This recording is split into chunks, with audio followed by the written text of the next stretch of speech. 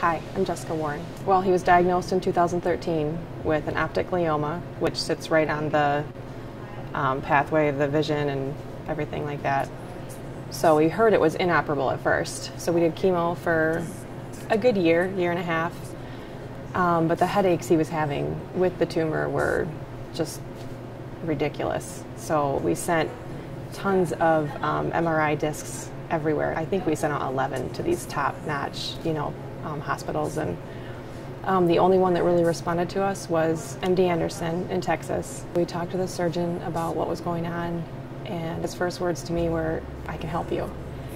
And to a mom, it was just what I needed to hear. So we all flew down there, met the surgeon, and it was great, and had his first surgery in 2015, and it went perfect. I mean, the doctor was just shocked. He literally woke up and was a regular kid, like nothing even happened. And so we were just stoked. Headaches were gone. He got 80% of the tumor out. It felt like a miracle. So 2 days later, when Zane was itching to go home, he's like, "Can we go home yet? Can we go home yet?" The doctor's like, "Man," he goes, "I'd send you home, but you just had brain surgery. Like, I don't know if I should, And so it was so nice to see that, his name stand true to, who he was. He really is super. Like, he's just super Zane, and he's so strong. It just he's just amazing. He bounces back so quickly, and we thought we were free of it for a while, but 2 months later, he started having the headaches again, and they did an MRI, and everything had grown back. The cyst came back, and the tumor came back, and so we knew we were back to square one. And they didn't want to do surgery right away because obviously all the risks increase with a second brain surgery. So we went back on chemo. We did that for a while, and then all the MRIs following, we started seeing a second tumor on the other side of his brain start to grow. So our headache became bigger, with every MRI that we had. I swear it was like, is there something else in there that we need to worry about? So we were concerned about the second tumor, and then towards the end of the 2015 year, they found a third tumor. And so we knew that something had to be done, and so we switched up chemos, trying to figure out what we could, try and hit this thing with, and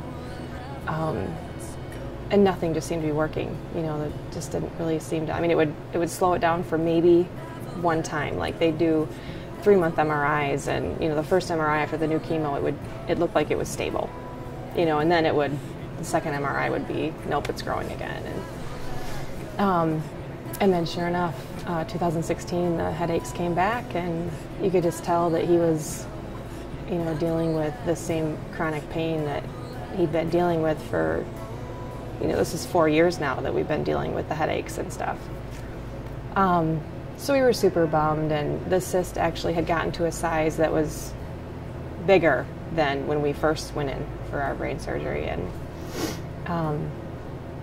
so I had talked to the same surgeon, and asked him what his thoughts were, and he said he would totally go back in, and it was the decision to make was put a port in to drain the cyst, or to go back in and do a full craniotomy and try and break the cyst down again.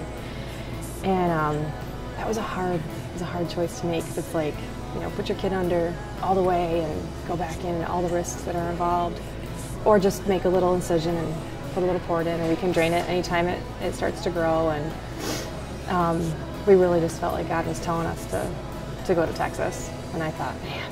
So we did. We packed up and we went, and in my mind I kept thinking that it was just going to be the same. Like, my kid was just going to come out of it, and so then when he got done with surgery, it took him a while to wake up. It was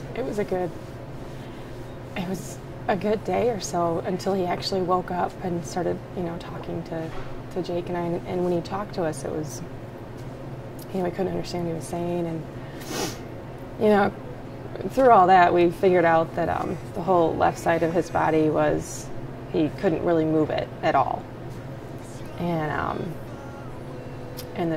the surgeon had come in and told us that there was a little bit of loss of blood flow during the surgery. It was crazy because when he got out of surgery, it was like an emergency CT, and then we had to do an EEG, and we were thinking he had seizures because he wasn't communicating. And so, I mean, your kid just gets out of surgery, and then it's, you've got everything else hitting you with, well, we need to make sure he's okay. And I'm thinking, okay.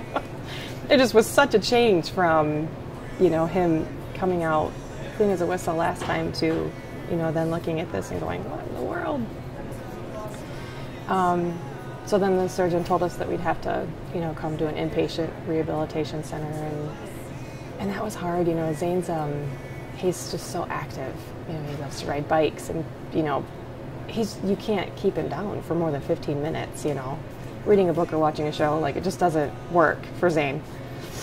And, so yeah, it's been a journey. Now we're here at the Mary Free Bed Rehab Center, which has been amazing. And he's doing great. He's got a brace, and he's up, and he's taking steps and walking around, and there's still really minimal movement with his left arm, but I really, I want to believe that everything will, I just have to believe. I sit here and I go, we weren't sent to Texas with, without victory. I really feel like, we're going to come out of it, and it's a different journey. It's a harder journey. And I would not have chose it at all, watching my kid go home for a couple hours and, watching his brother run around and play and ride bikes. And you can see it hidden. You can see him realize that he can't do that right now, So it's a tough road to hoe, but, if anybody can do it, it's Zane. It's funny because I'm sitting here doing this, and I'm like, I feel like I need to tell the other side of it, how amazing my church has been and how amazing my community and my family. And I want people to know that even though we're in the midst of what feels like hell for my family, the army that we have behind us and the support that we have, we're so blessed. Even though we're here, we're so blessed. Breathing life into